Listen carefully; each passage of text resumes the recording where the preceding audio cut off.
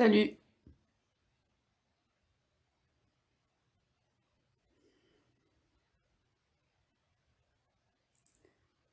Alors on m'a demandé sur Insta, bah alors Karine, tu fais plus de vidéos, t'en es où? Moi j'aimais bien quand tu partageais là pendant le confinement. Ok. C'est vrai que c'est vrai que j'ai eu besoin de temps et de silence et j'étais occupée à différentes choses. J'étais au jardin. Au jardin, d'abord à l'intérieur de moi, et j'y suis encore d'ailleurs, dans ce jardin-là, évidemment. Dans mon jardin matériel, dans ma maison. Et ouais, j'ai vraiment eu besoin de temps pour accueillir et respirer beaucoup de choses. C'est vrai que c'est quand même intense hein, ce qu'on vit là.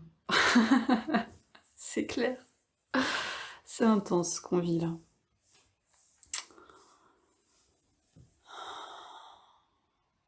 J'ai envie de revenir, je crois, sur les premières vidéos. La première vidéo, par exemple, que j'ai faite au tout début du confinement. Et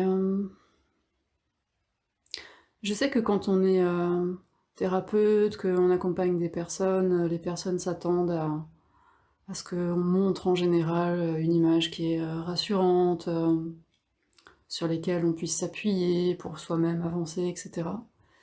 Et je sais que j'ai montré dans cette première vidéo plutôt de la vulnérabilité, beaucoup d'émotions, clairement, mais j'étais pas bien à ce moment-là.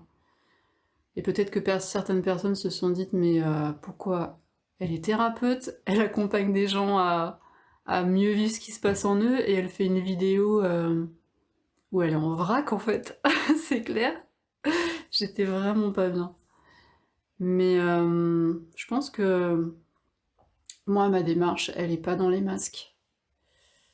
Et moi, ma démarche, elle est dans être ce que je suis à cet instant-là. Et je crois qu'à cet instant-là, j'étais vraiment touchée parce que, évidemment, je mesurais tout un tas de choses. Moi, pendant une bonne partie de ma vie, je suis pas trop intéressée à ce qui se passait au niveau collectif dans le monde, parce qu'à chaque fois que je le faisais, c'était tellement douloureux pour moi que je préférais agir d'abord en moi et puis au niveau du cercle des personnes qui venaient directement à moi. Donc c'était comme ça que je m'étais positionnée. Et là, avec ce qu'on vit, je n'ai pas eu le choix que de vraiment regarder, en tout cas moi ça a été ma démarche, de regarder vraiment droit dans les yeux ce monde, ce collectif humain à plein de niveaux, et de regarder et de ressentir ce que ça me faisait d'être lié à ça. Et ça a été, et c'est encore, hein, extrêmement douloureux pour moi. Donc j'étais là-dedans, je voyais ce que ça me faisait, et je voyais en plus autour de moi tout un tas de personnes dans ce que moi j'ai perçu en tout cas comme du déni, comme un manque de conscience. Et voilà, on peut dire c'est un jugement, c'est pas un jugement, de toute façon je prétends pas avoir aucun jugement, moi je suis pas parfaite, je suis un être humain en fait, comme chacun de nous. Et pour moi ça me mettait en réaction, parce que quand je mesurais l'amplitude et l'ampleur de ce que, voilà, moi ce que je voyais, et que quand je voyais tout ce déni autour de moi, moi j'ai vraiment eu l'élan de montrer justement de la vulnérabilité et de tomber les masques. Une manière de dire, mais oh, regarde bien si tu es en paix, regarde bien comment c'est, est-ce que ça te fait ce qui se passe là autour de toi, regarde bien ce que ça te fait à l'intérieur. Alors oui, j'étais dans la réaction, oui j'étais pleine de colère, et je dis pas qu'il y en a plus du tout, oui j'étais profondément triste, et je dis pas que je suis plus du tout triste. Et voilà, donc j'ai fait cette vidéo là, et je sais que voilà, ça peut peut-être interpeller certaines personnes, mais moi comme je le dis, je suis pas suis pas dans les masques, je suis pas paraître et jouer à wonder thérapeute, ça m'intéresse pas. Et voilà, et je pense que si moi mon message c'est de l'authenticité, et c'est d'inviter les personnes à aller voir et à aller accueillir leur vulnérabilité, alors je pense que ben, s'exprimer à partir de son propre espace de vulnérabilité, alors je trouve que c'est un beau partage et un bel exemple à, à montrer en fait. Donc voilà, ça c'était ma démarche pour cette vidéo-là. Et après, ce que j'ai ressenti, ça a été vraiment de l'urgence de oh là là, mais c'est vraiment compliqué, bon déjà pour moi, et puis pour beaucoup de personnes autour de moi, et qu'est-ce que je peux faire? Et il y a eu cette urgence à agir, à contribuer, à faire quelque chose, et je voyais bien que ça allait être compliqué économiquement, et pour beaucoup de personnes, et j'avais vraiment de l'élan à faire quelque chose. Donc j'ai fait ces vidéos où j'ai parlé de la gratuité, du don. Là encore, je sais que ça peut être aussi de différentes manières, et bon, peu importe. Mais ce que je peux dire et ce que je peux mesurer, c'est que j'étais encore vraiment dans la réaction. Et c'est ok, et je regarde tout ça avec beaucoup d'amour et de tendresse pour moi, parce que je trouve ça touchant en même temps de voir cet élan-là, et je trouve il est beau. Et en même temps, j'aspire quand même à agir à partir d'un autre espace que que de la réaction, et donc j'ai vraiment pris le temps voilà, de respirer, de me taire, et de voilà, faire ce travail pour prendre soin de ce qui se passe en moi. Et que si alors il y a un élan de partager, de communiquer, de faire quelque chose, que ce soit pas à partir de la colère, la tristesse, et que ce soit pas à partir d'une réaction. Mais bon, je regrette pas du tout d'avoir fait ces vidéos, et moi je pose un regard tendre sur ces expressions de mon humanité, et voilà. Alors où j'en suis maintenant, comme je disais, j'ai observé pas mal ce qui se passait dans le monde, ce qui se passait dans notre pays, à différents points de vue, j'ai mesuré plein d'informations différentes, et j'ai regardé ce que ça me faisait. Ça m'a demandé de mesurer tout un tas de choses au niveau collectif. Ça m'a demandé de me positionner, moi, très clairement sur ok, collectivement il se passe ça, toi, moi ça me fait ressentir certaines choses, certaines émotions, etc. Il y a des endroits où c'est ok, il y a des endroits où c'est pas du tout ok. Donc en fonction de ce que je porte et de qui je suis, comment je me positionne, qu'est-ce que je veux, qu'est-ce que j'ai envie de construire dans ma vie, dans quel environnement, avec quelles valeurs. Et ça m'a demandé de me questionner sur où est-ce que c'est possible et où est-ce que c'est pas possible. Et donc c'est tout un questionnement sur quelles sont les valeurs et les axes sur lesquels pour moi c'est non négociable, et j'y tiens, et c'est important dans ma vie, et ça je peux pas abandonner ces axes et ces valeurs-là. Et quels sont les endroits où je peux faire des compromis en fait. Et ça c'est très compliqué pour moi, parce que à la base j'ai quand même une personnalité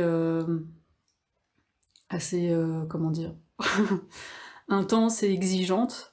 Une bonne partie de ma vie, je me suis, moi quand j'étais à l'école, je me suis suradaptée à un système, je me suis pas mal contorsionnée pour correspondre à certaines exigences à l'extérieur de moi, et d'avoir fait un certain chemin pour replacer et redresser certaines parties de moi, et de me remettre dans mon axe. Comme il y a aussi ces blessures de mon enfance, c'est toujours douloureux de faire des compromis et de devoir m'adapter à des choses qui sont pas a priori forcément dans mon axe. Donc je regarde où est-ce qu'il y a de la souplesse encore et de l'adaptabilité et des entre guillemets compromis, et où est-ce que c'est pas possible en fait. Où est-ce que là des endroits où ça dit non là j'ai ces valeurs là, Et il y a certes, si vraiment il se passe certaines choses dans mon environnement, alors ça dit non et c'est pas négociable. Voilà, donc je suis dans cette réflexion-là, c'est en cours en fait, c'est un travail qui... Voilà, ça œuvre jour après jour.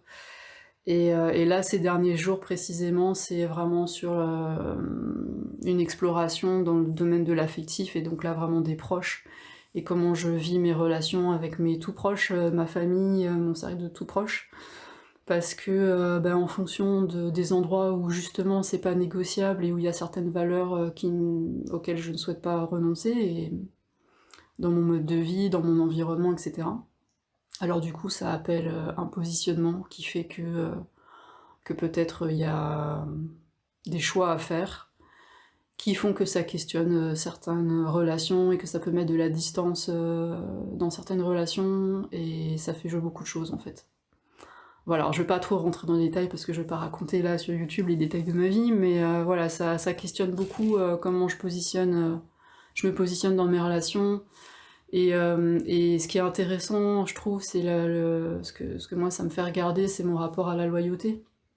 Parce que ce dont je me rends de plus en plus compte, c'est que la loyauté vraiment qui est la plus précieuse, c'est ma loyauté vis-à-vis de moi-même.